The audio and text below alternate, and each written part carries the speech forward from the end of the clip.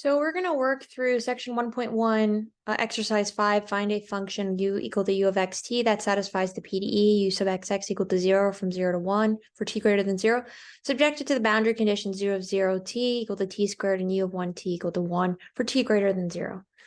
So given this problem here, we are going to rewrite our PDE. So the PDE is u sub xx is equal to 0. We can rewrite that as partial squared u is partial x squared is equal to 0.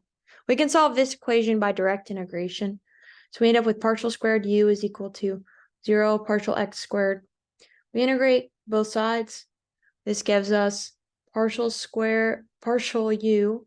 So this gives us partial u is equal to phi 1 of t partial x.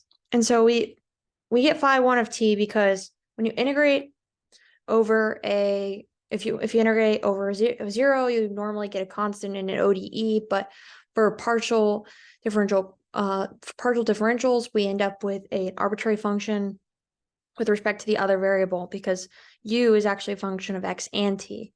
So we get this term here, and then we're going to integrate again. And we end up with u of xt is equal to phi 1 of t x plus phi 2 of t.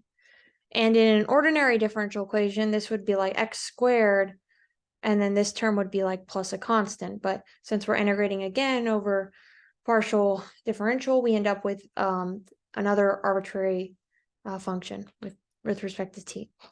So this is our general solution, but we have boundary conditions. We have boundary conditions that we can now apply to our general solution. So now we're going to apply boundary conditions to this that we have from the beginning, which was u of 0 t is equal to t squared, and u of 1 t is equal to 1. So we're going to plug those back into this equation. So we end up with u of 0 t is equal to t squared, which is equal to phi 1 of t, but x is equal to 0, so times 0 plus phi 2 of t. Well, now we know that this term goes away, and that gives us that t squared is really just phi 2 of t.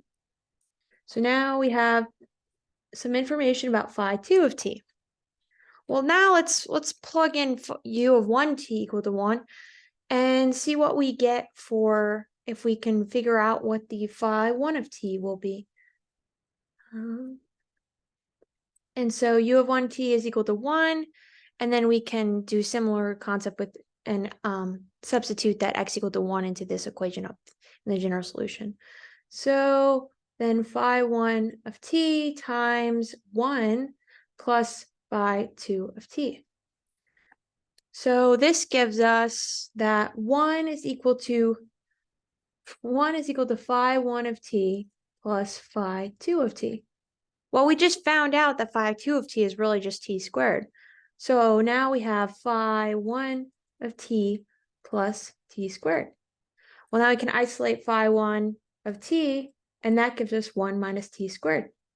So phi 1 of t is 1 minus t squared.